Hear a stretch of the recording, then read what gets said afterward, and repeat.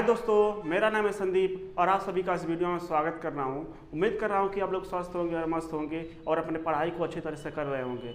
देखिए दोस्तों, आज हम शुरू करने जा रहे हैं प्रश्नावली 3H प्रश्न संख्या 12 से। ठीक है, इसके पहले हमने सभी प्रश्न को हल करवा दिया था। यदि आप लोग उस वीडियो को नहीं देखे हैं तो उस वीडियो का लिंक डिस्क्रिप्शन में मिल जाएगा, जाकर उस वीडियो को जरूर देखिएगा। और यदि हमारे चैनल पर नए हैं तो चैनल को सब्सक्राइब, वीडियो को लाइक और कमेंट करना मत भूलिएगा कि आपको वीडियो पसंद आ रहा है कि नहीं। ठीक है दोस्तों, तो हम लोग हल करते हैं प्रश्न को अपने। देखिए दोस्तों, प्रश्न संख्या 12 काफ़ी इंपॉर्टेंट है। ठीक है, इसको IMP में रखिएगा, महत्वपूर्ण काफ़ी है। तो कह रहा है एक त्रिभुज ABC में कोण C जो है वो 3 कोण B के बराबर है और 2 कोष्ठक में कोण A प्लस कोण B के भी बराबर है। तो कह रहा है त्रिभुज के तीनों कोण ज्ञात कीजिए। त्रिभुज में 3 कोण होता है, उन तीनों कोणों को क्या करना है, ज्ञात करना है। तो सबसे पहले दोस्तों जो दिया है उसको पहले हम लोग लिख लेते हैं। ठीक है, तो सबसे पहले लिखेंगे हम लोग हल। और क्या दिया है कोण C बराबर 3 कोण B बराबर 2 कोण A प्लस कोण B। ठीक है, इस बात को ध्यान दीजिएगा। अब यहाँ से देखिए, कोण C जो है 3 कोण B के बराबर है और कोण C जो है 2 कोष्ठक में कोण A प्लस कोण B के भी बराबर है, क्योंकि तीनों एक दूसरे के बराबर है। ये इसके बराबर है कोण C के और 3 कोण B इसके बराबर, यानी कहीं ना कहीं सभी लोग आपस में बराबर है। तो इसको हम ऐसे नहीं लिख सकते हैं, 2 कोण C जो होगा वो 3 कोण B के बराबर है और कोण C जो है वो 2 कोष्ठक में कोण A प्लस कोण B के भी क्या है, बराबर है, क्योंकि तीनों एक दूसरे के बराबर है। ये तीनों एक दूसरे के बराबर है, तो कोण C जो इसके भी बराबर होगा और कोण C इसके भी बराबर होगा। तो इसको समीकरण 1 मान लेते हैं, इसको समीकरण 2 मान लेते हैं। ठीक है दोस्तों, और ध्यान दीजिएगा, आपके पास एक त्रिभुज है, आपके पास त्रिभुज है, A है, B है और आपके पास C है। तो हमें पता है कि त्रिभुज के तीनों कोणों का मान कितना होना चाहिए। त्रिभुज के तीनों अंत कोणों का योग जो होना चाहिए वह 180 अंश के बराबर होता है। ये तो पता होगा आप लोग को, त्रिभुज के तीनों अंत कोण अंदर के कोणों का योग कितना होता है, 180 अंश होता है। तो लिखेंगे हम जानते हैं कि क्या जानते हैं, कोण A प्लस कोण B प्लस कोण C बराबर 180 अंश। ठीक है, त्रिभुज के तीनों कोणों का योग कितना होता है, 180 अंश होता है। ठीक है, अब यहां से ध्यान दीजिए, कोण A प्लस कोण B को हम रोक लेते हैं और 180 अंश ये प्लस में इधर आकर माइनस हो गया कोण C। ध्यान दीजिए दोस्तों, कोण A प्लस कोण B का मान निकाल दिया, कितना आया, कोण 180 अंश माइनस कोण C। और ये रहा समीकरण नंबर 1 हो गया, 2 हो गया और ये आपके पास 3 हो गया। ठीक है दोस्तों, अब ध्यान दीजिए, आपको क्या करना है, अब लिखना है समीकरण 2 से। अब क्या कर सकते हैं, लिखना समीकरण 2 से। समीकरण 2 क्या कहा है कोण C बराबर 2 कोष्ठक में कोण A प्लस कोण B। अब ध्यान दीजिए दोस्तों, अब हम क्या कर सकते हैं, समीकरण 3 के स्थान पर कोण, देखिए समीकरण 3 से कोण A प्लस कोण B के स्थान पर 180 माइनस कोण C लिख सकते हैं कि नहीं लिख सकते हैं। कोण A प्लस कोण B के स्थान पर, यानी देखिए कोण A प्लस कोण B के स्थान पर 180 माइनस कोण C लिख सकते हैं कि नहीं लिख सकते हैं। तो यही काम करेंगे, लिखेंगे समीकरण 3 से। समीकरण 3 से हम क्या करेंगे, कोण C जैसे है उसको ऐसे रहने देते हैं, 2 रहने दिया, और समीकरण 3 से कोण A प्लस कोण B का स्थान पर 180 माइनस कोण C लिख सकते हैं कि नहीं लिख सकते हैं। तो कोष्ठक में 180 माइनस कोण C। ठीक है, अब अंदर गुणा करा दीजिए, कोष्ठक तोड़ दीजिए, 180 दूना 360। ठीक है, और 2 का गुणा करेंगे 2 कोण C। कोई डाउट दोस्तों, कोई डाउट होगा बताइए लोगों। अब देखिए कोण C को एक पास कर लेते हैं, ये माइनस में इधर क्या हो जाएगा, प्लस हो जाएगा, प्लस 2 कोण C हो गए, बराबर कितना बची, 360 हुए। कोई डाउट बताइए लोगन। कोण C और 2 कोण C मिलकर कितना हो गए, 3 कोण C। बराबर 360। कोड सी को रोक लेब तो 360 बट्टे में गुणे में कहाँ चला जाएगा, बट्टे में चला जाएगा। अब काट दो, देखो 3 करने 3, 3 दूना 6, तो कोड सी का मान कितना आ गई 120 अंश। ये तो हर रहा कोड सी का मान निकल गए। ठीक है, त्रिभुज के तीनों कोणों का मान पूछा है तो कोड सी तो निकल गया। अब कोड ए और कोड बी को आपको बताना है, कोड ए कितने अंश का होगा, कोड बी कितने अंश का होगा। चलो ठीक है, आप क्या करेगा, देखो कोड सी का मान मिल गई तो यहाँ पर कोड सी का मान करके कोड बी का मान निकाल लेगा आराम से। तो लिखा है समीकरण नंबर 1 से, समीकरण 1 से, समीकरण 1 का दिया लिया कोड सी बराबर 3 कोड बी। अब कोड सी का मान हमें पता बा, का पता बा 120 अंश, तो कोड सी का स्थान पर 120 अंश लिख दो बराबर 3 कोड बी। अब कोड बी के रोकब, कोड बी को रोक लेब तो 3 किस में है, गुणा बराबर की कहाँ चला जाए, बट्टे में, तो 120 बट्टे 3 हो गए। ठीक बा, देखो कोड बी को रोकब, ये गुणे में कहाँ चला जाए, बट्टे में, तो 120 बट्टे 3। अब काट दो, 3 चौक 12, तो कोड सी का मान, कोड बी का मान कितना मिल गए 40 अंश। ठीक है, कोड बी का मान भी मिल गए। अब क्या करेगा, कोड बी का मान मिल गई, कोड सी का मान मिल गए। ठीक है, अब क्या करेगा, अब समीकरण नंबर 3 में ऐसे देखो, यहाँ पर सबसे अच्छा बा कि यहाँ पर हम इसको 3 कर ले रहे हैं, ए के 3 कर लो, आई के 4 कर दो।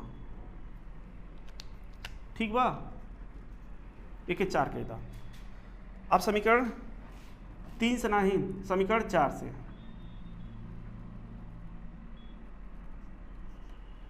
समीकरण 4 से। ठीक है, समीकरण 4 से आपने इसका मान रख दिया। अब क्या करेगा, कोड सी और कोड बी का मान उठा किस में रख दो, समीकरण नंबर 3 में रख दो। यहाँ पर लिख लो, लिखो समीकरण 4 से, समीकरण 4 से, समीकरण 4 का बा कोड ए प्लस कोड बी प्लस कोड सी बराबर 180 अंश। कोड ए प्लस कोड बी प्लस कोड सी बराबर 180 अंश हो गए। ठीक बा, अब यहाँ से कोड ए का मान नहीं पता बा तो कोड ए कैसे रहने दो, कोड बी का मान का पता बा 40 अंश, 40 अंश रह दो। कोड सी का मान का पता बा 120 अंश, तो 120 अंश लिख दो बराबर 180 अंश।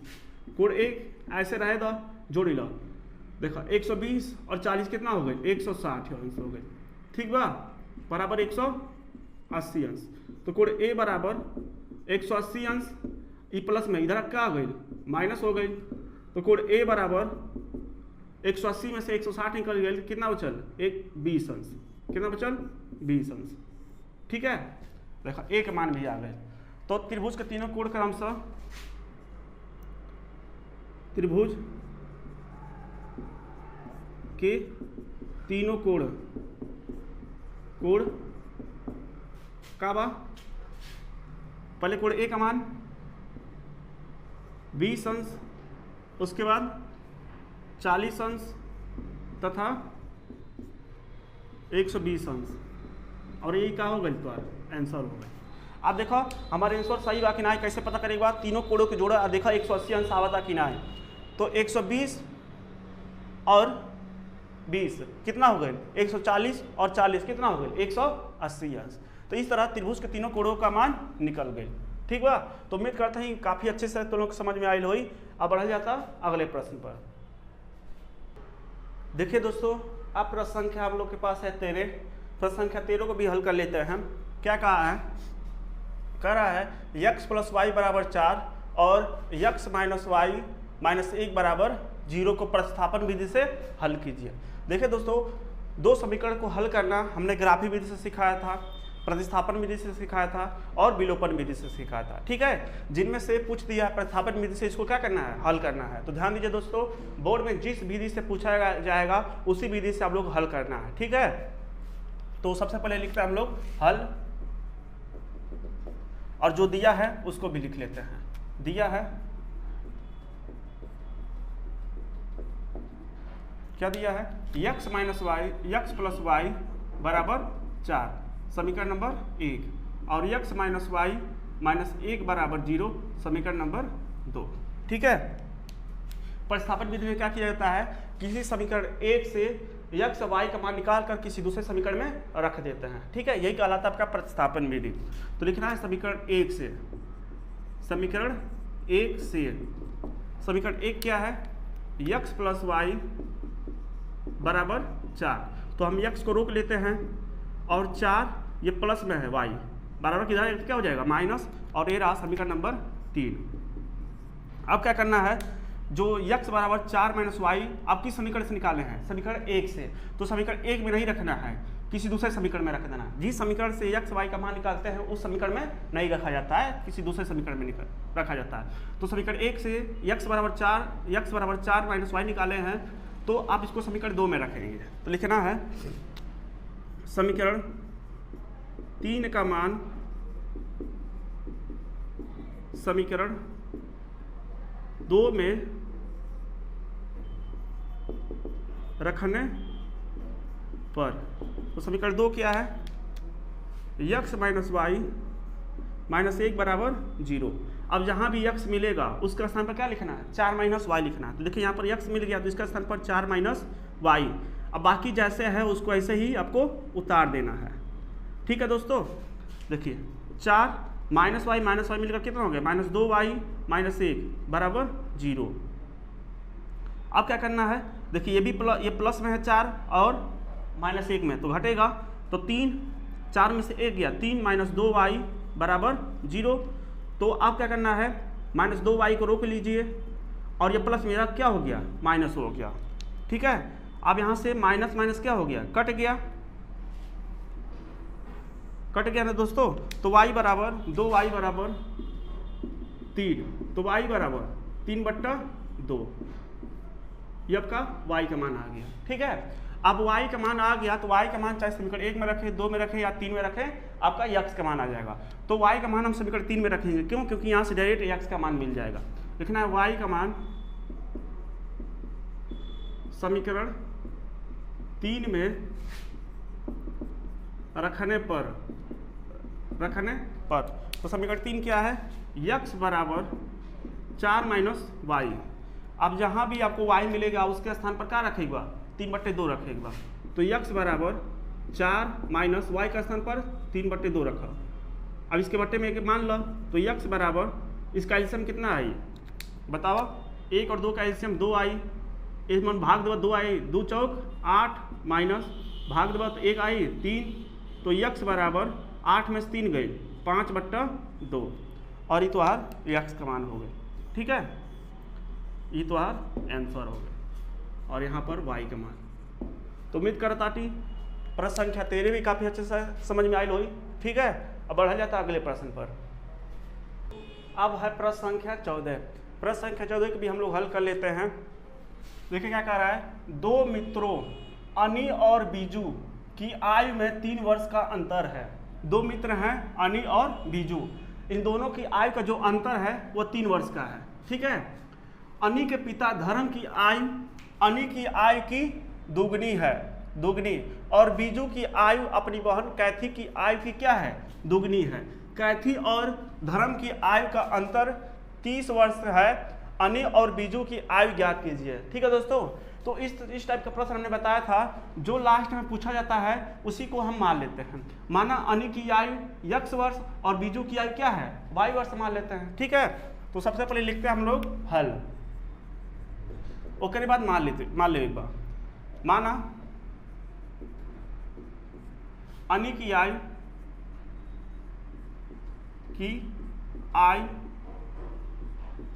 x वर्ष तथा बीजू की आयु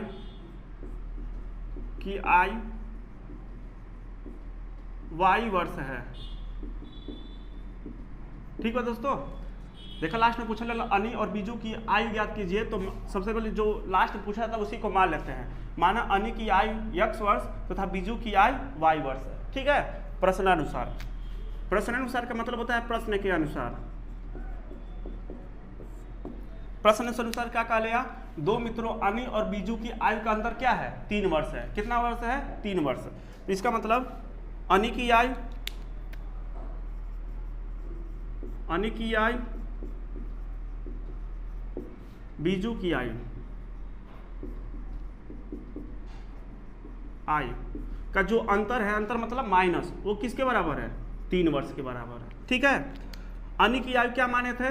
x वर्ष, माइनस माइनस लगा देंगे। बीजू की आयु क्या माने थे? y वर्ष, बराबर कितना दिया है? 3, और ये रहा समीकरण नंबर तो 1। ठीक है, कोई डाउट बताइए लोगों कमेंट करके। यहाँ तक हम लोग ने क्या किया? कंप्लीट कर लिया। अब क्या कहता है इसके बाद? अनि के पिता, अब अनि के पिता भी है, जो जिसका नाम क्या है? धर्म की आयु जो है अनि की आयु की दुगनी है, यानी कि जो धर्म की आयु है, धर्म कौन है? अनि के पिता, जो अनि के पिता की आयु है, अनि की आयु का क्या है? 2 गुना है। तो लिखेंगे यहाँ पर अनि की आयु, सॉरी धर्म की आयु लिख लेते हैं। धर्म की आयु, धर्म की जो आयु है अनि की आयु का क्या है? 2 गुना है। 2 से क्या करेंगे? गुणा कर देंगे। तो यहाँ पर कितना मिल गया? धर्म की आयु 2, तो रहने दीजिए। अनि की आयु क्या है? अनि की आयु x वर्ष है, तो यहाँ पर x हो गया, अनि की आयु x वर्ष। तो इस तरह धर्म की आयु बराबर 2x वर्ष। ठीक है, कोई डाउट है तो बताइए आप। अब यहाँ तक हम लोग कंप्लीट कर लिया। अब कह रहा है बीजू की आयु अपनी बहन कैथी की आयु की दोगुनी है। अब बीजू की बहन है, बीजू की बहन कौन है? कैथी। ठीक है, कैथी की आयु की क्या है? दोगुनी है, यानी जो बीजू की आयु है वो कैथी की आयु की क्या है? दोगुनी है। तो यहाँ पर लिखेंगे, लिख लीजिए कैथी की आयु, कैथी की आयु, और यहां पर है बीजू की आयु, बीजू की आयु। ठीक है, ये कैथी की आयु है और ये बीजू की आयु है। तो बताओ 2 गुना कौन है? बीजू है। बीजू की आयु अपनी बहन कैथी की आयु की 2 गुनी है। 2 गुना कौन है? बीजू की आयु, बीजू की आयु की 2 गुना है ना। तो आप ध्यान दीजिए, बीजू की आयु 2 गुना है, तो 2 का गुणा इसमें न करके 2 का गुणा हम किस में करेंगे? कैथी की आयु में करेंगे। आप लोग पूछेंगे क्यों? तो आप लोग इस तरह सवाल को हल करना बताया था कि इन दोनों की आयु को हम बराबर करना चाहते हैं। क्यों? क्योंकि बीजू की आयु जो है कैथी की आयु की 2 गुना है, तो 2 गुना बीजू की आयु है, तो 2 का गुणा इसमें न करके 2 का गुणा इसमें करेंगे, क्योंकि हम दोनों की आयु को क्या करना चाहते हैं? बराबर करना चाहते हैं। 2 का गुणा इसमें कर देंगे। ठीक है, अब यहाँ से कैथी की आयु निकल जाएगी, कैथी की आयु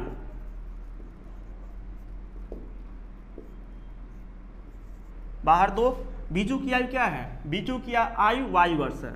ठीक है, तो यहां से कैथी की आयु रोक लें, कैथी की आयु को हमने क्या किया? रोक लिया। और ये किस में है? गुणे में है। बराबर को उधर चला जाएगा तो किस में चला जाएगा? बट्टे में वर्ष। ठीक है, कोई डाउट है तो बताइए लोग।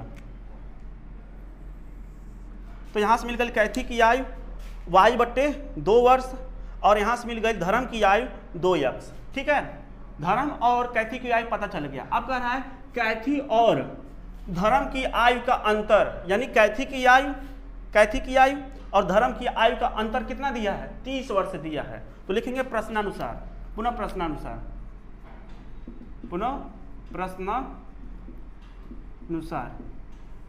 पुनः प्रश्नानुसार कह रहा है कैथी की आयु और धर्म की आयु का अंतर कितना दिया है? 30 वर्ष दिया है। ठीक है, धर्म की आयु,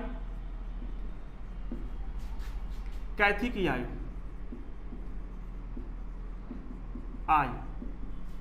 का जो अंतर है वो कितना दिया है? 30 वर्ष दिया है दोस्तों। अंतर मतलब माइनस। धर्म की आयु क्या है? 2x। कैथी की आयु क्या है? y बट्टे 2, y बट्टे 2 बराबर कितना दिया है? 30 वर्ष दिया है। अब इसका एलसीएम ले लीजिए, तो बट्टे में क्या हो गया? 2, इससे से कटेगा 2 दूना 4x माइनस ये कटा y बराबर 30।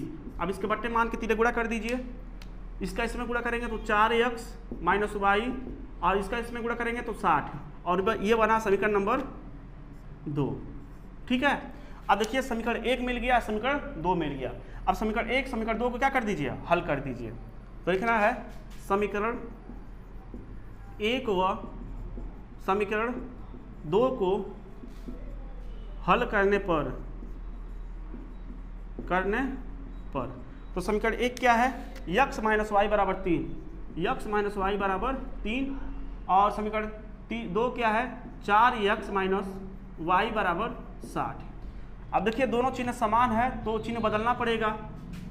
ये प्लस में है तो क्या हो जाएगा माइनस, ये माइनस है तो प्लस, और ये प्लस है तो माइनस। पहला चिन्ह क्या है माइनस का, तो लिखेंगे घटाने पर। अब देखिए ऊपर माइनस है नीचे प्लस है, कट गया। अब नीचे माइनस है ऊपर प्लस है, तो 4x में से एक x निकल गया तो बचेगा 3x, लेकिन बड़ा वाला माइनस है तो माइनस का लगाएंगे। बराबर है बराबर 60 में से 3 निकल गया तो 57 बचेगा। कितना बचेगा 57, लेकिन 60 माइनस में है तो माइनस लगा देंगे। अब यहाँ से माइनस माइनस क्या हो गया, कट गया, तो इधर हम लिख लेते हैं, ठीक है।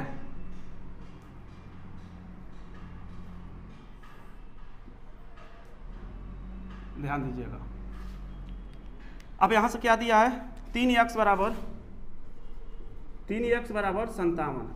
तो x को हम क्या करते हैं, रोक लेते हैं, x को हम रोक लेते हैं, तो 57/3, ठीक है। अब 3 से काटेंगे तो 19 3 57, 19 आ गया। तो x बराबर कितना मिल गया 19 वर्ष, ठीक है। सब कुछ वर्ष में चल रहा है तो वर्ष लिख दिया। अब x का मान निकल गया तो y का मान भी निकाल देते हैं।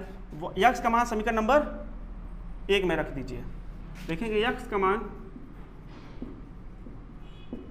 समीकरण 1 में रखने पर, तो समीकरण 1 क्या है, x माइनस वाई बराबर 3।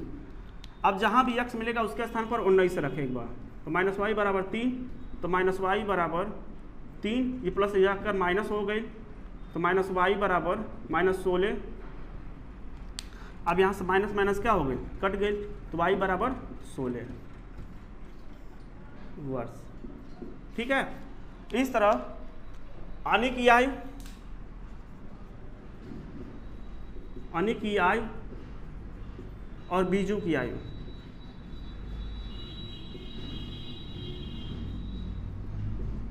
अनी की आयु x वर्ष है तो x कितना है 19 वर्ष,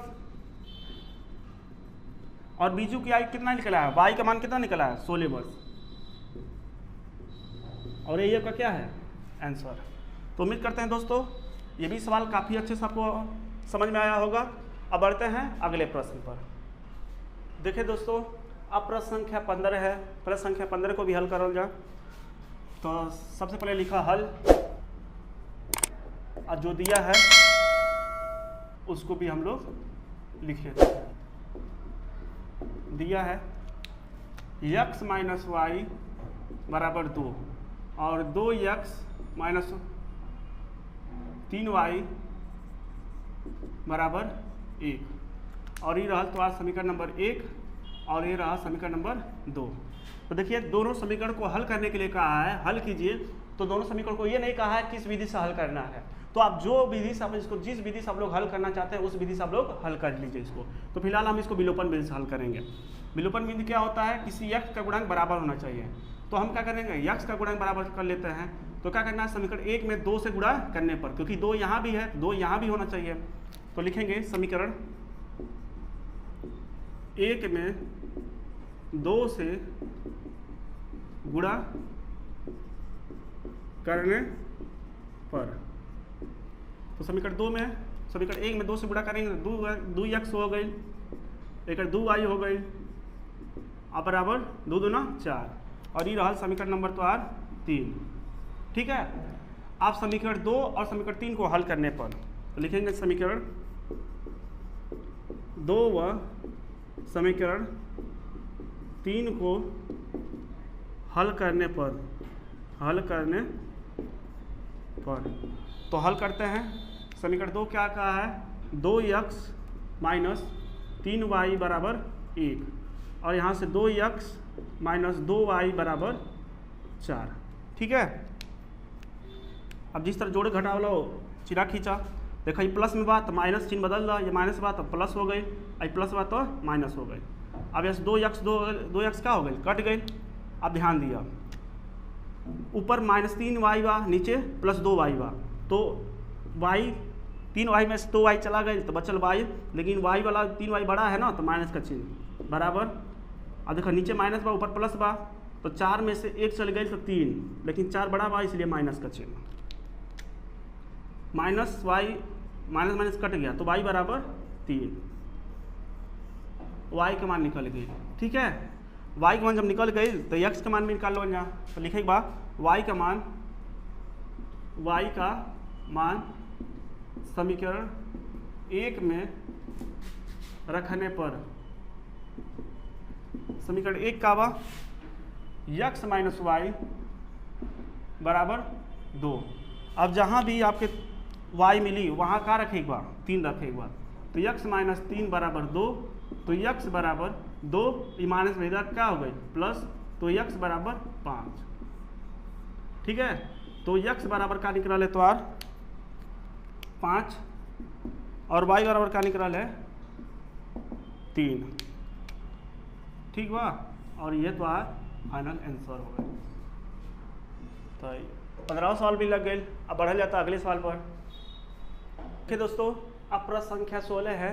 प्रश्न संख्या 16 को भी हम लोग हल कर लेते हैं। क्या कहा है, प्रतिस्थापन विधि द्वारा हल कीजिए। किस विधि से हल करना है, प्रतिस्थापन विधि से, इन दोनों समीकरण को। तो पहले जो दिया है उसको पहले लिख लेते हैं, और सबसे पहले लिखेंगे हल। दिया क्या है बाबू, दिया है px प्लस qy बराबर 0, और यहाँ से यल x प्लस my बराबर यल। ये रहा समीकरण नंबर तुम्हारा 1 और ये रहा समीकरण नंबर 2। आपका प्रतिस्थापन विधि से हल करने के बाद लिखेगा समीकरण 1 से, समीकरण 1 से कहा बा px बराबर px प्लस qy बराबर 0 दिया गया, तो px को रोक लो और ये प्लस विधा क्या हो गया, माइनस हो गई। अब यहाँ से x का मान निकाल दो, तो माइनस qy बट्टे में p, ये रहा तो समीकरण नंबर 3। अब क्या करेगा, ये जो मान है वो समीकरण 1 से निकल रहा है, तो समीकरण 1 में न रखकर समीकरण 2 में रखवा। ठीक है ना, तो x का मान यानी समीकरण 3 का मान समीकरण 2 में रखने पर लिखेगा समीकरण 3 का मान समीकरण 2 में रखने पर, तो समीकरण 2 का बा यल x प्लस my बराबर यल। ठीक है, अब जहाँ भी x मिली उसके स्थान पर माइनस qy बट्टे p रखेगा, तो यल x के स्थान पर माइनस qy बट्टे में p, अब बाकी जैसे बा उसको ऐसे ही उतार देगा। ठीक बा, अब क्या करेगा, अंदर गुणा करा दो, तो माइनस q यल y बट्टे में p प्लस my बराबर n। ठीक बा, अब एक बट्टे में एलसीएम ले लो यहाँ, तो यहाँ से एलसीएम इसका क्या आई, एलसीएम देखा का आई p, और एक एलसीएम का आई p आई। ठीक बा, p से कैंसिल भाई, तो माइनस qly। ठीक बा, प्लस अब यहाँ से एक में p से भाग कर p आई, तो pmy। ठीक बा, बराबर n। कोई डाउट नहीं। अब के बट्टे में या बट्टे में अभी मान रहा, यहाँ भी y बा यहाँ भी y बा, तो y कामन ले लेबा, तो बच्ची माइनस q यल प्लस pm। ठीक बा, बराबर n। एक तीरे गुणा करा दो, एक बट्टे में एक मान के तीरे गुणा कर दो, एक में गुणा और एक में गुणा, तो n p। ठीक है, अब यहाँ से y को रोक लेबा, तो n p बट्टे में, देखिए इन दोनों के बीच में गुणा है, तो गुणा वाला चीज़ कहाँ चला जाए, बट्टे में, तो माइनस q यल प्लस p m। तो y बराबर देखो PM को पहले लिखा था अब माइनस क्यू यल के बाद में लिखा था, ठीक बा। तो एन पी बट्टे में पी एम माइनस क्यू यल, ठीक है। और ये तुम्हार y का मान मिल गई, ठीक बा दोस्तों। अब एक बात क्या कहेगा, y का मान मिल गई तो y का मान चाहे समीकरण 1 में रखा, 2 में रखा, चाहे 3 में रखा, x का मान निकल जाए। तो y का मान हम समीकरण 3 में रखा, कहाँ से यहाँ से x का मान डायरेक्ट निकल जाए। लिखे बा y का मान समीकरण 3 में रखने पर, समीकरण 3 में रखा, का बात समीकरण 3 x बराबर माइनस क्यू वाई बट्टे में पी, ठीक बा। अब जहाँ भी y मिली उसके स्थान पर एन पी बट्टे में P M minus Q L रखेगा। तो x बराबर माइनस क्यू वाई का स्थान पर क्या रखेगा, एन पी बट्टे में P M minus Q L, ठीक है। आप पूरे के बट्टे में क्या बा, पी बा ना, पूरे के बट्टे में पी रखिएगा। देखो माइनस क्यू जैसे बा उसे रहने दो, y का स्थान पर ये पूरा मान रख दिया नहीं। अब बट्टे में पी भी बा ना, देखो बट्टे में पी बा तो बट्टे में पी कह दिया नहीं।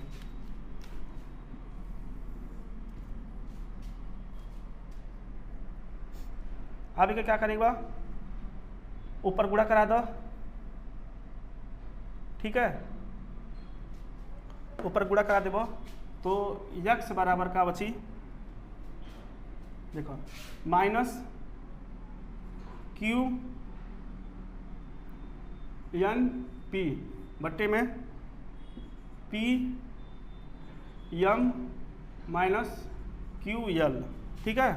अब पूरे के बट्टे में क्या हो गई, पी। अब इसके बट्टे में एक मान सकला कि नहीं मान सकला, पी के बट्टे में एक मान सकला। अब एक पलट दो तो x बराबर क्या हो गई, माइनस क्यू एन पी बट्टे में P M minus Q L. अब के पलट दो तो 1/p हो गई, ठीक है। अब यहाँ से p और p का हो गई, कट गई। तो x बराबर माइनस क्यू एन बट्टे में P M minus Q L हो गए। ऊपर माइनस बा तो नीचे भी हम माइनस कामन हम ले थे, बराबर का बची माइनस क्यू एन तो ऐसे रहे द। अब एक देखा माइनस वाले का पहले लिखा, प्लस वाले के बाद में लिखा, तो माइनस क्यू एल आ प्लस पी एम, ठीक है। तो x बराबर का बची माइनस क्यू एन, अब बट्टे में माइनस कामन ले लो, तो माइनस कामन ले लो तो क्यू एल, अब बाहर माइनस बाद अंदर वाला चिन्ह का हो जाए, बदल जाए, तो पी एम, ठीक बा। अब देखो माइनस माइनस का हो गई, कट गई। तो x बराबर का बची क्यू एन बट्टे में Q L minus P M, और ये तुम्हार x का मान निकल गई, ठीक बा। तो उम्मीद करते हैं काफ़ी अच्छे से सवाल समझ में आई लोई, x के मान यहाँ मिल गए और y के मान यहाँ मिल गए, ठीक है ना। तो आप इसका स्क्रीनशॉट ले लीजिए। बढ़ते हैं अगले प्रश्न पर। अब देखिए दोस्तों प्रश्न संख्या 17, प्रश्न संख्या 17 को भी हम लोग हल कर लेते हैं। क्या कह रहा है, कह रहा है एक रेलगाड़ी कुछ दूरी समान चाल से तय करती है, कुछ दूरी समान चाल से, यानी वो अपनी स्पीड को कम या अधिक नहीं कर रही है, बस एक समान चाल से चलती चली जा रही है। यदि रेलगाड़ी 10 किमी प्रति घंटा अधिक तेज चलती तो उसे नियत समय से 2 घंटे कम समय लगते, यानी जितने भी समय उसका लगता 2 घंटा पहले पहुंच जाता। कब, जब 10 किमी प्रति घंटा अधिक तेज से चलती। और कह रहा है यदि 10 किमी प्रति घंटा धीमी चलती तो उसे नियत समय से, यानी जितना भी समय लग रहा था, अब 3 घंटा अधिक लगते हैं। रेलगाड़ी द्वारा तय की गई दूरी ज्ञात कीजिए, ठीक है दोस्तों। तो रेलगाड़ी द्वारा तय की गई दूरी जो पूछा है उसी को हम मान लेते हैं। तो सबसे पहले लिखेंगे हल। देखिए यहाँ पर सिर्फ समय दिया गया है, न दूरी दी गई है और न ही चाल दिया गया है। तो मान लेते हैं, माना रेलगाड़ी की चाल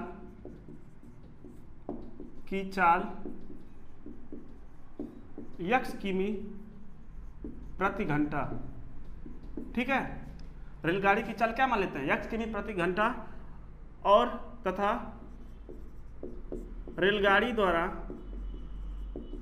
रेलगाड़ी द्वारा तय की गई दूरी, तय की गई दूरी क्या है? y किमी है, y किलोमीटर है।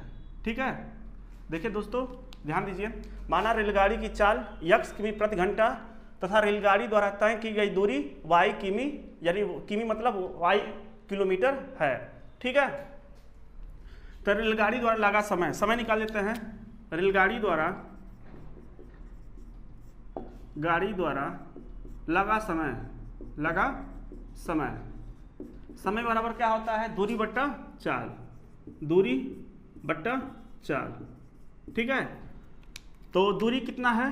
दूरी आपका है y, अब बट्टे में चाल कितना है? x, और समय का मात्रक घंटा, यानी कि रेलगाड़ी द्वारा लगा समय y बट्टे x हो गया। अब लिखेंगे प्रश्नानुसार। ठीक है, कह रहा है यदि रेलगाड़ी 10 किमी प्रति घंटा अधिक तेज चलती तो उसे नियत समय से 2 घंटा कम समय लगते। देखिए ये आपका टोटल समय दिया गया है, तो y बट्टा x है। ठीक है, y बट्टा x हो गया। अब कह रहा है कि यदि रेलगाड़ी की चाल 10 किमी प्रति घंटा अधिक तेज चलती है, तो चाल जो है 10 किमी प्रति घंटा अधिक है, अधिक के लिए हम क्या करते हैं? जोड़ देते हैं। कितना अधिक है? 10। तो अब कह रहा है उसे नियत समय से 2 घंटा कम समय लगता है। नियत समय यह है, तो इतने समय में पहुंचने, अगर अपनी स्पीड को क्या करेगी? बढ़ा देगी रेलगाड़ी, तो जितना भी समय पहुंचने वाली थी अब 2 घंटा कम समय लगेगा। तो ये समय है y बट्टा x। अब कितना समय कम लग रहा है? 2 घंटा कम समय लग रहा है ना, तो समय में 2 घंटा क्या करेंगे? कम कर देंगे, कम मतलब माइनस कर देंगे। ठीक है, अब यहाँ से हम क्या कर देते हैं? अब इसको थोड़ा हल कर लीजिए। y बट्टे x प्लस 10 बराबर, इसका एलसीएम ले लीजिए। एलसीएम लेंगे तो कितना आएगा इसका LCM? x y minus 2x। ठीक है, अब यहाँ से हम क्या करते हैं? इसका तिले गुणा करा देते हैं, इसका इसमें गुणा और इसका इसमें गुणा। इसका इसमें गुणा करेंगे तो yx बराबर, इन दोनों का गुणा करेंगे तो x प्लस 10 और y माइनस 2x। ठीक है, yx इन दोनों का गुणा कराइए तो xy या yx इसका इसमें कराएंगे तो माइनस 2x स्क्वायर, और इसका इसमें और इसका इसमें हो गया। इसका इसमें कराएंगे तो 10y, और इसका इसमें कराएंगे तो 10 गुना 20x हो गया। ठीक है, देखिए yx क्या हो गया? कट गया। देख लीजिए, x गुणे yx या xy लिख सकते हैं। इसका इसमें कराएंगे तो माइनस 2x स्क्वायर, इसका इसमें कराएंगे 10y, और इसमें कराएंगे तो माइनस 20x। ठीक है, तो क्या बचेगा? इसको मैं पहले लिख रहा हूँ, इसको मैं बाद में लिखूंगा। तो minus 2x square plus 10y minus 20x। अब बराबर किधर क्या बचेगा? 0, तो 0 लिख लीजिए। और ये रहा समीकरण नंबर 1। ठीक है, अब पुनः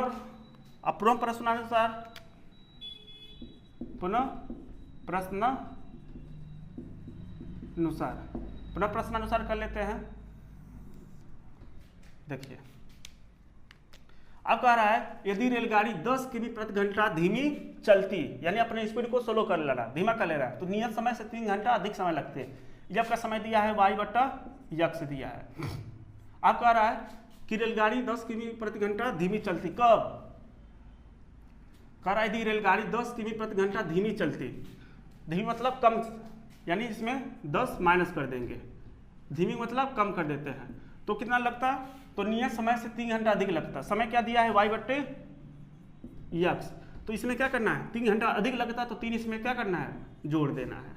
ठीक है, अब इसको क्या करना है? हल कर लीजिए। बट्टे में एक मान लीजिए, तो y बट्टा x माइनस 10 बराबर एलसीएम क्या आएगा? x y plus 3x।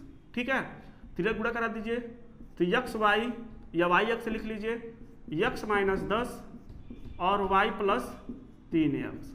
ठीक है, x y को रहने दीजिए, इसका इसमें गुणा कराएंगे तो x y, इसका इसमें गुणा कराएंगे तो 3x स्क्वायर, इसका इसमें कराएंगे 10y, और इसमें कराएंगे 10 तिहाई 30x हो गया।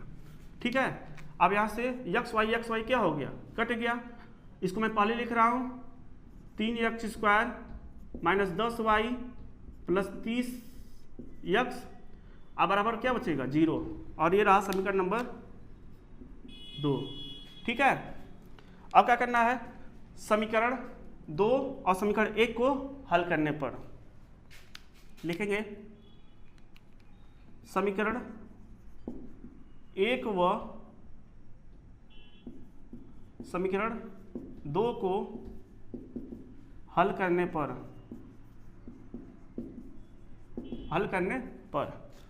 तो समीकरण 1 क्या है, minus 2x² plus 10y minus 20x बराबर 0।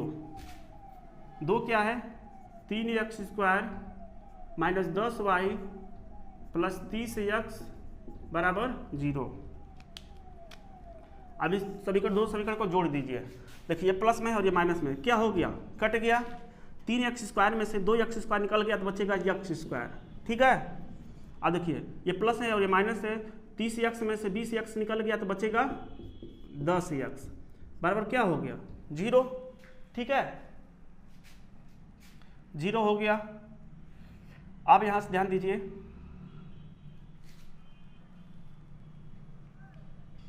देखिए ध्यान दीजिए दोस्तों, यहाँ पर थोड़ा हम लोग का मिस्टेक हुआ है। इसका इसमें गुणा करेंगे तो xy, इसका इसमें गुणा करेंगे तो 3x, इसका इसमें गुणा करेंगे तो 10y, और इसका इसमें गुणा करेंगे तो माइनस 30x होगा, माइनस 30x। ठीक है, यहाँ भी माइनस 30x होगा, यहाँ भी माइनस 30x होगा। ठीक है, तो यहाँ पर कितना हो जाएगा, minus 20x minus 30x minus 50x, 50x। ठीक है, अब यहाँ से ध्यान दीजिए, x हम कॉमन कर लेते हैं तो बचेगा x माइनस 50 बराबर 0। ठीक है, अब इसके बाद देखिए, अब लिखिए जब x बराबर 0 तो x बराबर 0 मिल गया, और जब x माइनस 50 बराबर 0 तो x का मान क्या मिल गया 50।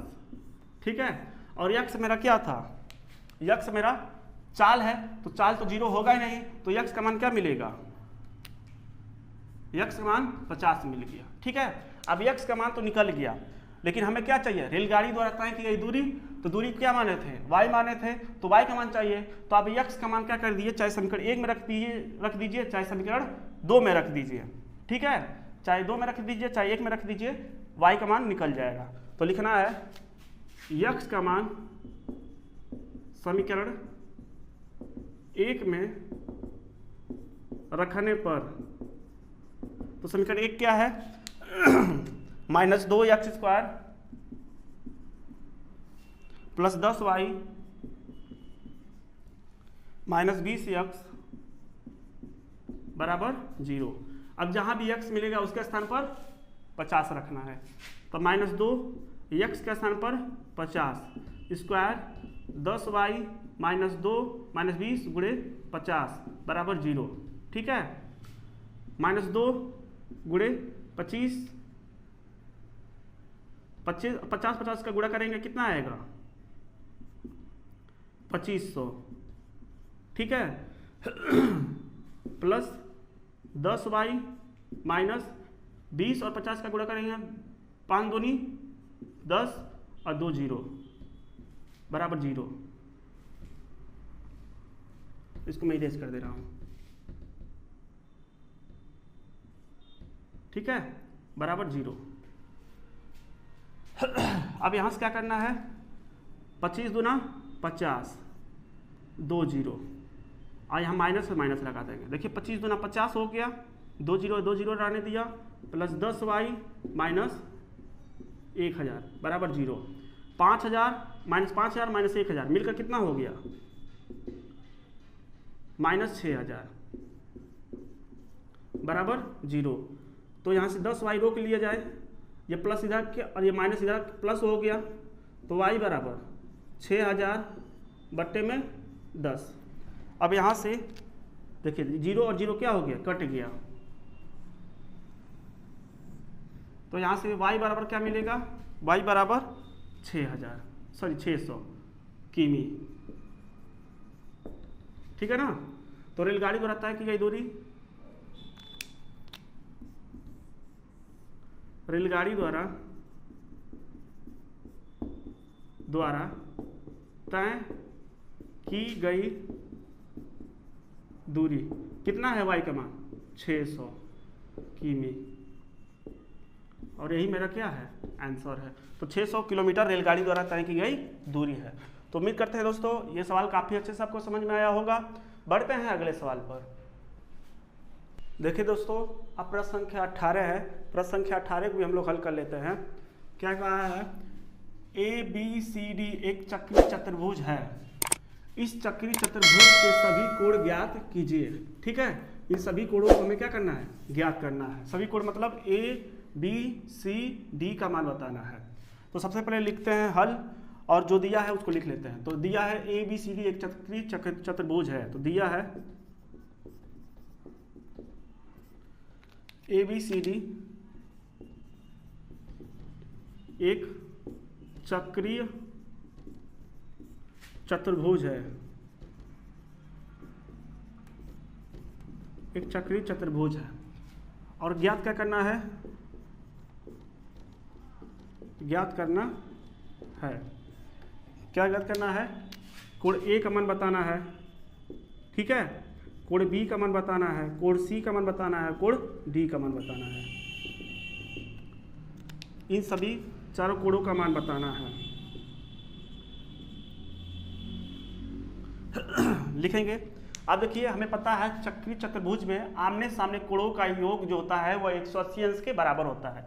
यानी कोण B के सामने वाला कोण क्या है, कोण D है, और कोण A के सामने वाला कोण क्या है, C है। तो ये दोनों आमने सामने कोण क्या होने चाहिए, जब दोनों आमने सामने कोणों को जोड़ेंगे तो 180 अंश के बराबर रखेंगे। तो लिखेंगे, हम जानते हैं कि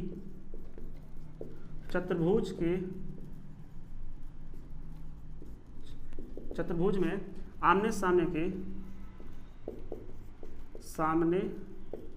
के कोणों का योग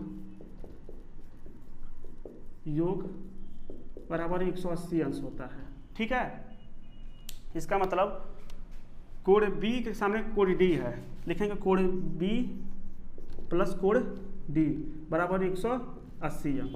ठीक है,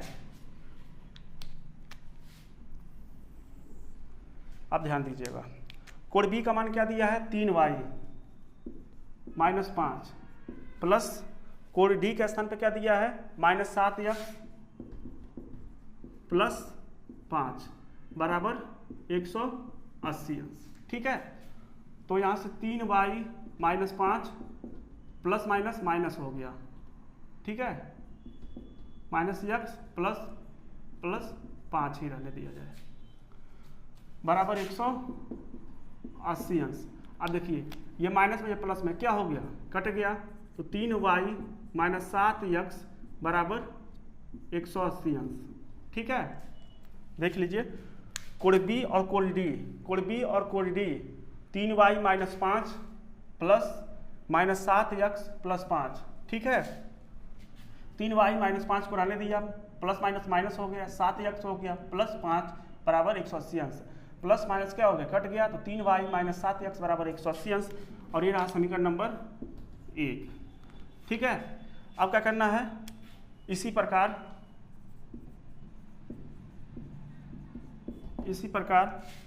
कोण A जो होगा कोण C के बराबर होगा। कोण A प्लस कोण C बराबर 180 अंश। कोण A का मान क्या दिया है, 4y प्लस 20। ठीक है, और प्लस कर देंगे, प्लस का साइन है तो प्लस, और कोण C का स्थान पर क्या दिया है, -4x बराबर 180 अंश। अब यहाँ से 4y plus 20 plus minus 4x बराबर 180 अंश। ठीक है, अब यहाँ से 4y - 4x बराबर 180, ये प्लस में है, इधर क्या हो गया, माइनस में हो गया। तो 4y - 4x बराबर 160। ठीक है, 4 कॉमन कर लेंगे यहाँ से, तो क्या बचेगा, y - x बराबर 160, y - x बराबर 160 बट्टे में 4, इसको काट दीजिए, 4 चौको 16, तो y माइनस यक्स बराबर 40। ठीक है, 4 बार में कटागा। ये रहा समीकरण नंबर 2। आप समीकरण 1 और समीकरण 2 को ध्यान से देखिए। समीकरण 1 और समीकरण 2 को ध्यान से देखिए, कोई बराबर कोई पक्ष नहीं। तो हम क्या करेंगे, समीकरण 2 में 3 से गुणा कर देते हैं। ठीक है, क्योंकि y और y बराबर हो जाएगा। लिखना है समीकरण 2 में 3 से गुणा करने पर, 3 से गुणा कर देते हैं तो क्या हो गया, 3y माइनस 3x और 3 चौक 12, 120। और ये रहा समीकरण नंबर 3। ठीक है, अब यहाँ से समीकरण 1 और समीकरण 3 को हल करने पर, समीकरण 1 व समीकरण 3 को हल करने पर, तो समीकरण 1 क्या है, 3y माइनस 7x बराबर 180 अंश, और समीकरण 3 क्या है, 3y माइनस 3x बराबर 120 अंश। ठीक है, अब देखिए ये प्लस में है तो माइनस, माइनस है तो प्लस, प्लस है तो माइनस, ये क्या हो गया, कट गया। ऊपर माइनस है, नीचे प्लस है, तो 7x में से 3x चला जाए तो बचेगा 4x बराबर, अब देखिए यहाँ से 180 में से 120 चला गया तो बचेगा आपका 60 अंश। ठीक है, तो x बराबर 60 बटे माइनस 4 काटेंगे तो कितना आएगा, x बराबर 15 चौको 60 माइनस 15। ठीक है, माइनस 15 आ गया, x का मान आ गया। अब y का मान भी निकाल लेते हैं, तो x का मान समीकरण 1 में रखने पर, तो समीकरण 1 क्या है, 3y, अच्छा समीकरण 2 में रख लीजिए, समीकरण 2 में रख लेते हैं। समीकरण 2 छोटा है तो y माइनस यक्स बराबर 40। अब जहाँ भी x मिलेगा उसके स्थान पर -15 रखना है, तो y माइनस 15 बराबर 40, तो y माइनस माइनस मिलकर क्या हो गया, प्लस बराबर 40। अब देखिए y को रोक लीजिए, ये प्लस में क्या हो गया, माइनस हो गया, तो y बराबर 40 में से 15 जाएगा, बचेगा 25। ठीक है, लेकिन यहाँ पर ध्यान दीजिए, हमें तो x और y का मान नहीं निकालना था, हमें तो कोड बताना था। अब जब x और y का मान निकलेगा तभी तो कोड बता पाएंगे, क्योंकि x y का मान यहाँ पर रखना होगा, तो रख देते हैं। ध्यान दीजिए, कोड a बराबर क्या दिया है, कोड a बराबर दिया है 4y प्लस 20, 4y प्लस 20। ठीक है, कोड a तो ऐसा रहने दीजिए, 4 y का स्थान पे क्या रखेंगे, 25, 20 प्लस 20, तो कोड a बराबर मिल गया 25 चौको 100 प्लस 20, तो कोड a बराबर मिल गया आपके पास 120 अंश। ठीक है दोस्तों, अब इस कोड b बराबर दिया है 4y plus 20, 4y plus 20, code b बराबर 3y माइनस 5 दिया ना, 3y माइनस 5। ठीक है, कोड b बराबर 3 गुणे y का मान क्या मिला है, 25 माइनस 5, तो कोड b बराबर 25 क्या है, 75 माइनस 5, तो कोड b बराबर क्या मिल गया, 70। इस तरह कोड b का मान मिल गया। अब कोड c बराबर क्या दिया है, माइनस 4x, माइनस 4x दिया है, तो कोड c बराबर माइनस 4 गुणे x के स्थान पे क्या रखना है, x का मान क्या मिला है, -15, -15, कोड c बराबर माइनस माइनस प्लस 15 चौको 60, कोड c का मान निकाल दिया। ठीक है, अब कोड d बराबर क्या दिया है, कोड d बराबर दिया है -7x प्लस 5, अब यहाँ से यक्स का मान रखते हैं, कोण डी को जैसे हटाने दिया जाए -7, यक्स का मान क्या मिला है -15, तो -15 प्लस 5, तो कोण डी बराबर मिलेगा -15 से 105 प्लस 5, तो कोण डी बराबर मिल गया 110। ठीक है, तो ये आपका कोण डी का मान, और ये रहा कोण सी का मान, और ये रहा कोण बी का मान, और ये रहा कोण ई का मान। ठीक है दोस्तों, तो काफी आसान था। देखिए क्या किए हैं हमने, क्या किया, चक्रीय चतुर्भुज में जानते हैं कि आमने सामने कोणों का योग 180 अंश के बराबर होता है, तो आमने सामने कोणों का योग 180 अंश के बराबर कर दिया, यानी कोण बी और कोण डी को जोड़ लिया, 180 अंश के बराबर किया। अब कोण ए कोण सी को जोड़ लिया और इसको भी कोण 180 अंश के बराबर किया। अब इस तरह समीकरण बना, समीकरण 1 और समीकरण यानी दोनों समीकरण को हल करके x y का मान निकाल लिया। अब x y का मान निकाल कर हमने क्या किया, कोण a b c d में रखकर कोण a कोण b कोण c और कोण d का मान निकाल लिया। ठीक है दोस्तों, तो काफी आसान था। एक बार दो बार अपने, एक या दो बार अपने मन से लगाएंगे तो काफी हद तक आपको समझ में आ जाएगा। ठीक है, तो बढ़ते हैं अगले प्रश्न पर। दोस्तों अब प्रश्न संख्या 19 प्रश्नावली 3 का लास्ट प्रश्न है। ठीक है दोस्तों, तो इसको भी हम लोग हल कर लेते हैं। कह रहा है एक कक्षा के विद्यार्थियों को पंक्तियों में खड़ा होना है, एक कक्षा के विद्यार्थियों को पंक्तियों में खड़ा होना है। यदि पंक्ति में 3 विद्यार्थी अधिक होते तो एक पंक्ति कम होती, यदि पंक्ति में 3 विद्यार्थी कम होते तो 2 पंक्तियां अधिक बनती। तो कक्षा में विद्यार्थियों की संख्या ज्ञात करना है। ठीक है दोस्तों, तो सबसे पहले हम लोग लिखते हैं हल। तो मान लेते हैं कुल पंक्तियों की संख्या क्या है, x है, और कुल विद्यार्थियों की संख्या y है। ऐसे लिखिए, माना कुल पंक्तियों की संख्या x तथा प्रत्येक पंक्ति में विद्यार्थियों की संख्या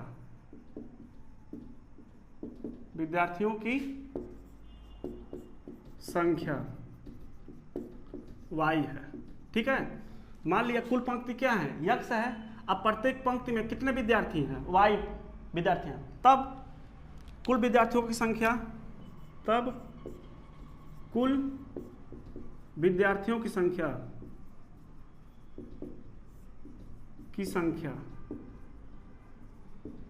कुल विद्यार्थियों की संख्या क्या हो जाएगी, ध्यान दीजिए दोस्तों। अगर मान लीजिए कि 5 पंक्ति है, ठीक है, और कुल विद्यार्थी प्रत्येक पंक्ति में क्या है, 5 पंक्ति है। देखिए 5 पंक्ति में 5 लाइन बना देते हैं। ठीक है, 5 पंक्ति है, कितने पंक्ति हैं, 5 पंक्ति हैं। अब प्रत्येक पंक्ति में 10-10 विद्यार्थी हैं। कितने विद्यार्थी हैं, 10-10 विद्यार्थी हैं। ठीक है, 5 पंक्ति है, अब प्रत्येक पंक्ति में 10-10 विद्यार्थी हैं, तो कुल विद्यार्थियों की संख्या क्या होगी।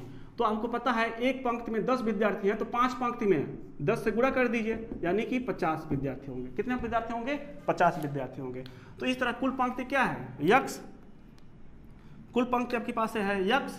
अब प्रत्येक पंक्ति में y विद्यार्थी हैं, तो y इसमें क्या कर दीजिए, गुणा करा दीजिए, कुल विद्यार्थियों की संख्या मिल गई। ठीक है, अब ध्यान दीजिए क्या कहा है, कह रहा है यदि पंक्ति में 3 विद्यार्थी अधिक होते, यदि पंक्ति में 3 विद्यार्थी अधिक होते हैं, तो लिखेंगे यदि पंक्ति में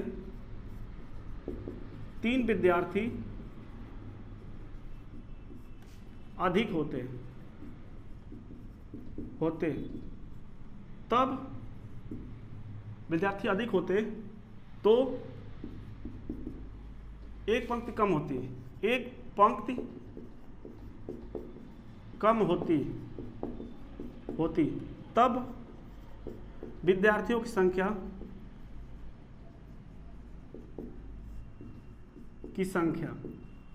तब विद्यार्थियों की संख्या क्या हो जाती। देखिए क्या कह रहा है, यदि पंक्ति में 3 विद्यार्थी अधिक होते, तो पंक्ति क्या है, x, तो इसमें x, अब x में क्या करना, पंक्ति x है, तो उसमें देखिए यदि पंक्ति में 3 विद्यार्थी अधिक होती, तो पंक्ति में 3 विद्यार्थी है ना, तो पंक्ति मेरा क्या है x, तो इसमें 3 जोड़ देंगे, अधिक के लिए 3 जोड़ दिया।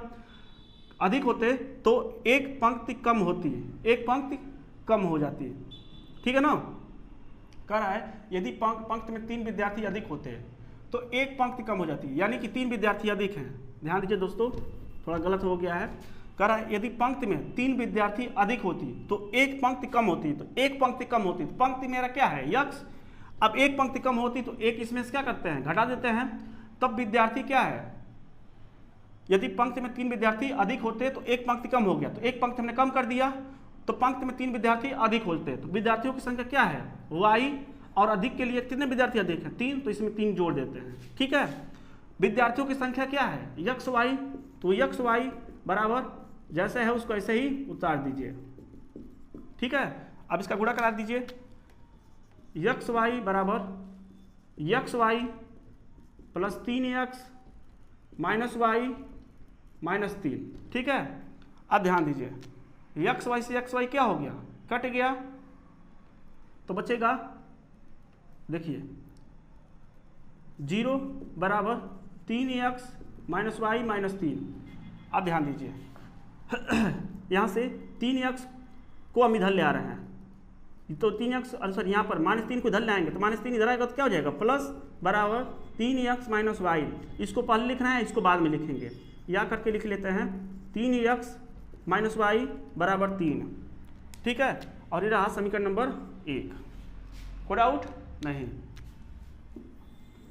अब ध्यान दीजिए, इसको मैं इरेज कर दिया। अब कह रहा है यदि पंक्ति में 3 विद्यार्थी कम होते हैं तो लिखेंगे यदि पंक्ति में 3 विद्यार्थी कम होते तो 2 पंक्ति अधिक होती, तो 2 पंक्ति अधिक होती, तब विद्यार्थियों की संख्या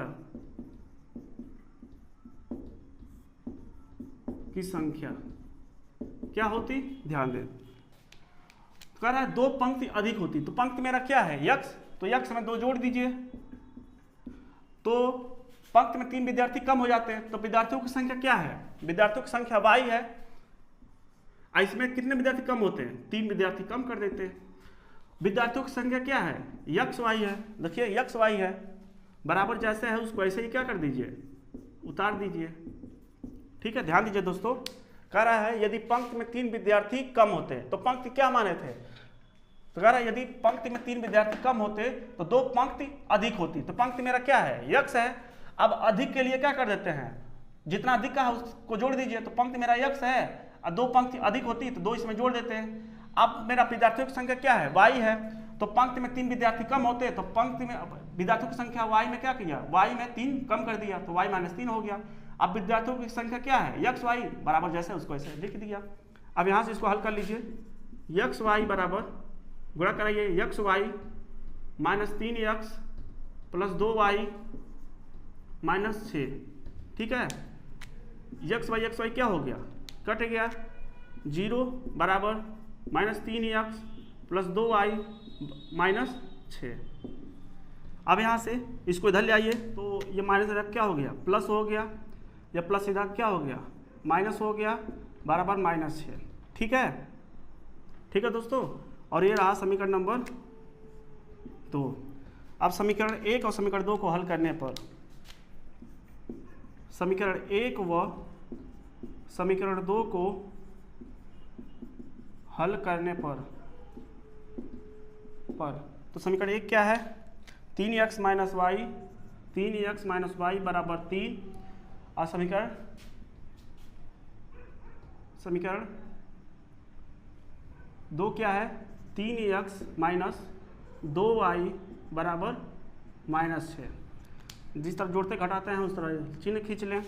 ये प्लस है तो क्या हो गया माइनस, माइनस है तो प्लस, और माइनस है तो प्लस, ये क्या हो गया कट गया। देखिए नीचे प्लस है ऊपर माइनस है, तो 2y में से एक y निकल गया, तो y बराबर 6 और 3 कितना हो गया 9। तो इस तरह y बराबर, चलो मैं यहाँ लिख दे रहा हूँ, y बराबर 9, और ये आपके पास y का मान मिल गया। y का मान जब मिल गया तो y का मान समीकरण 1 में रख दें, x का मान मिल जाएगा। लिखना है y का मान समीकरण 1 में रखने पर, समीकरण 1 में रखते हैं तो क्या दिया है 3x माइनस वाई बराबर 3। अब जहाँ भी आपको y मिलेगा उसका स्थान पर क्या रखना है 9, तो 3x माइनस 9 बराबर 3, तो 3x बराबर 3, ये माइनस क्या हो गया प्लस 3x, 9 और 3 कितना हो गया 12, तो x बराबर 12/3 काट दीजिए, 3 चौक 12, तो x बराबर 4। लेकिन हमें विद्यार्थियों की संख्या निकालना था, तो विद्यार्थियों कुल विद्यार्थी कितना है x y, तो विद्यार्थियों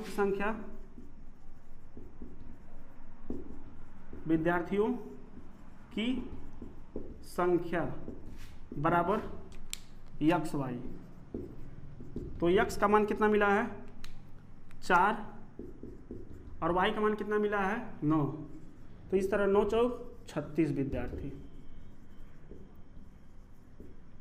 ठीक है दोस्तों, और यही आपका फाइनल आंसर हो गया। ठीक है, उम्मीद करते हैं काफ़ी अच्छे से आपको ये समझ में आया होगा। ठीक है दोस्तों, देखिए दोस्तों, आप सबके लिए इतना मेहनत है, तो वीडियो को लाइक और सब्सक्राइब करना मत भूलें, और यदि हमारे चैनल पर है तो ज़रूर चैनल को सब्सक्राइब कर लें। ठीक है दोस्तों, क्योंकि वीडियो जब भी अपलोड करेंगे तो सबसे पहले आपके पास पहुँचेगा। तो मिलते हैं अगले वीडियो में एक नए अध्याय के साथ। आज के लिए बस इतना ही। जय हिंद दोस्तों।